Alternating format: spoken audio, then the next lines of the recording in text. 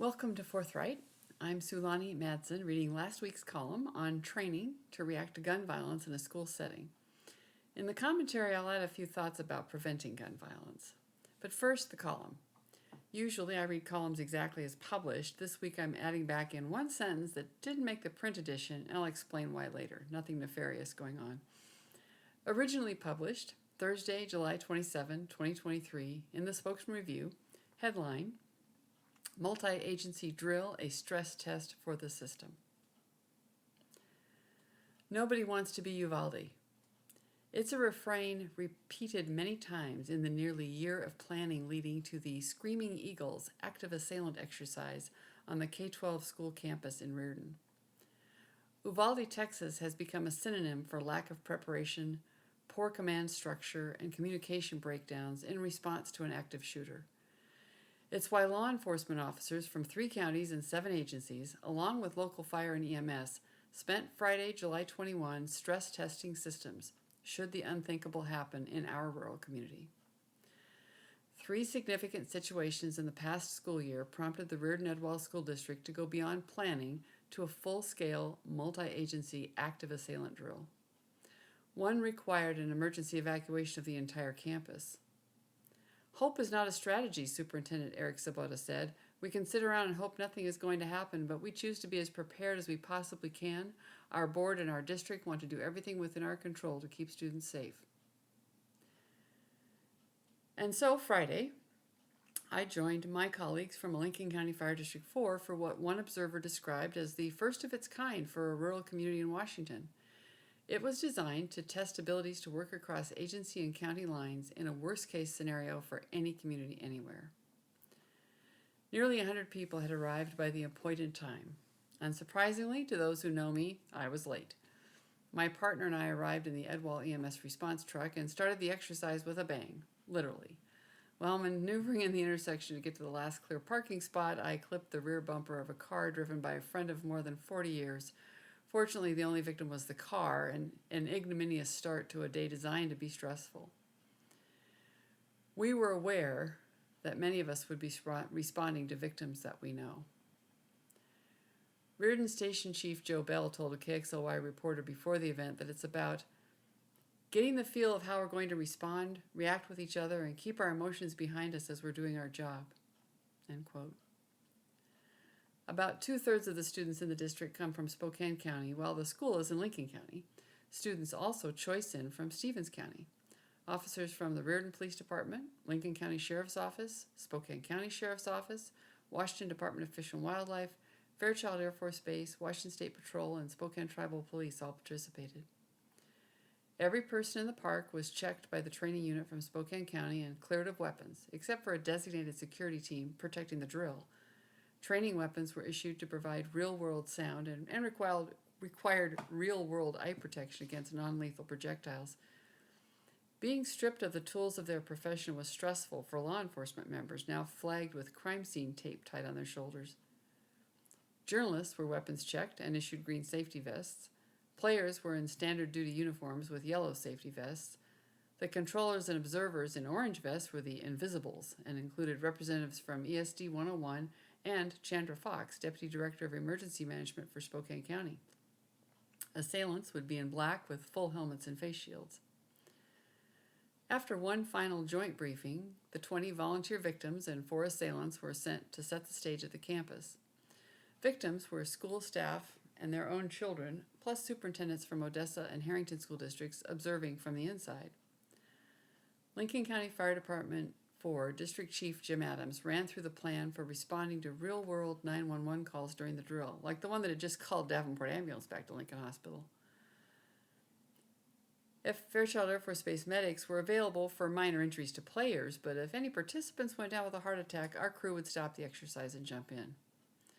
Shall I just put the pads on now? Joked a 68-year-old volunteer EMT. Yeah, first responders deal with stress with a lot of dark humor. We reviewed using the triage tags, designating patients by urgency as green, yellow, or red. A black tag for dead or good as dead would mean leave them and move on. Chaplains prepared to practice their role staffing the Family Advocacy Center.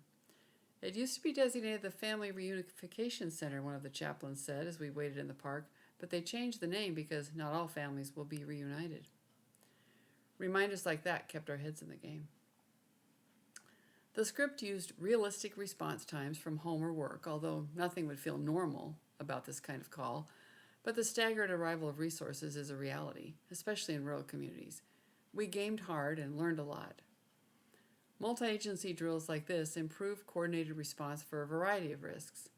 School buses crisscrossing the district on any typical day, freight and passenger trains passing hourly, and fast-moving range and timber fires all stress the system. We learned we do a lot of things right, made a note of ways to improve, and acknowledged that face-to-face unified command is essential to compensate for incompatible radio systems. Mass casualty response is a combination of military-style planning and jazz improvisation, and playing improv goes better with a familiar ensemble. At the end of the day, we bonded over pulled pork prepared by the FFA and a debriefing for an after-action report that will help other districts prepare for the unthinkable. So my original submittal of that piece ran a little bit long, and I got it to my editor late. And my editor and I had discussed removing the anecdote about the fender bender, and that's where she trimmed one sentence. I didn't ask her, but presumably my editor was under a crunch to make the page physically fit on the printed page. This is the sentence that was deleted from publication. We were aware many of us would be responding to victims we know.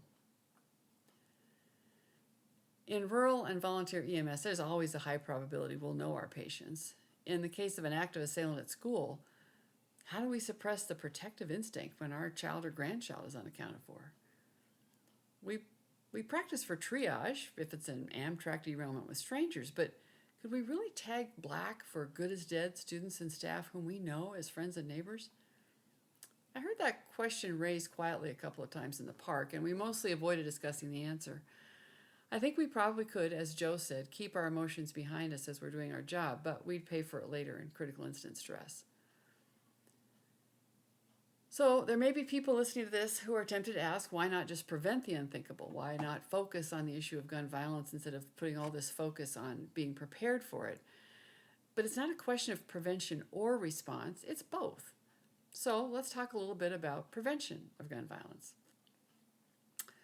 Our crew has already faced a stressful incident of a student shooting off campus in this past year.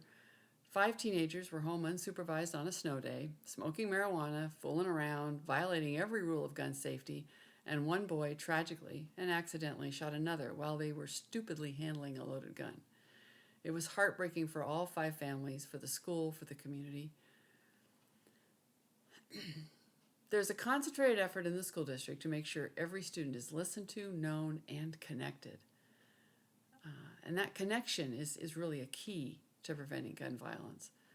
There is a community alliance supporting the school with positive messages and activities, modeling positive behavior. There's a chapter of Washington Drug-Free Youth in the high school. None of those prevented the accidental shooting, as teenagers will choose to do stupid things. Prevention education has to start much earlier. And I'm going to tell another EMS anecdote to illustrate. Quite a few years ago, 15 or so years ago, my husband and I responded directly to a scene near our house where 2 cars had been drag racing on a straightaway section of country road. We were waiting for the EMS truck to come separately from the station. It's an area that's well known for more than a generation as a good place to test your car, American graffiti style. Nice straightaway. That night, one of the 2 cars had rolled into the ditch. So I was standing there checking the driver, who had climbed out and was mostly very concerned that his father was going to kill him and that he'd just totaled the car. And I'm consoling him and checking him out. And my husband, Craig, was approaching the other 5 boys, and he's with the radio in his hand. The boys are arguing over what to do. They're all standing around outside the other car. They decided they're going to run. Craig was trying to convince them that was a dumb idea. And even in the midst of doing something really stupid, heading up the country road towards the highway in the direction a deputy was most likely to be arriving on the scene while somebody is standing there with a radio in his hand giving out your license number. Again, really stupid idea. But they're going to run. They're all in a panic. But the last words we heard from one of the boys as they're diving into the upright car was one of them saying, "Put on your seatbelts, put on your seatbelts."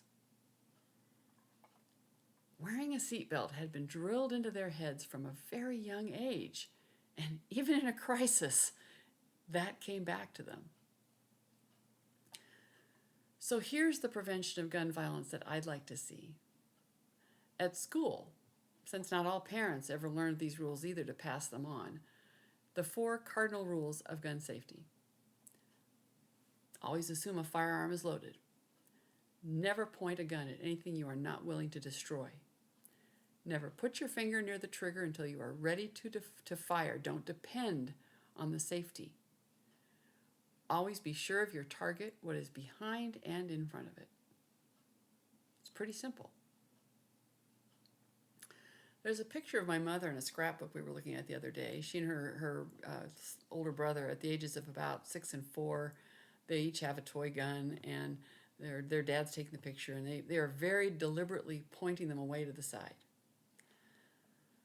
Mom said it was instilled in them at a very young age to never point a gun at a person and to assume any gun was loaded. For emphasis, their father, my granddad, shot a hole in the dining room wall with an unloaded gun. They grew up with guns in the house, pistol competitions at scout meetings, and going hunting. My mom is 91, and she's never forgotten that first lesson, even though she hasn't touched a gun in over 70 years. Now, I'm not suggesting parents need to shoot holes in the wall for emphasis, but we do need to teach the realities of firearms to counteract all the false impressions left by movies, video games. All of pop culture is full of bad lessons, bad examples. The reality of what a bullet does to flesh is brought home to kids in hunter safety courses, and it sticks with them too. Imagine if even one of those 5 boys in the basement tossing around a stolen gun had been impressed from an early age with any of the 4 cardinal rules of gun safety. And what if one of them had said, while they're in the middle of this, doing something stupid, assume it's loaded, assume it's loaded. What if we drilled our kids with as much seriousness as we drill our first responders? My father was a proud member of the U.S. Coast Guard, serving both active duty and reserves. We were raised with the Coast Guard motto, Semper Paratus, always ready. Hope is not a strategy. To the Reardan community, your first responders are ready, but we still hope we never get that awful call. But are your kids ready? Thanks for listening, and be sure to subscribe, free or with a pledge, for a notification of new content. Send in ideas for future columns, commentaries, interviews to the address listed on the Substack. I'll see what I can do. Always looking for opportunities to highlight local topics, seeking to do more interviews, and I may start doing just some commentaries on interesting local questions that don't make it to column size. Thanks for listening.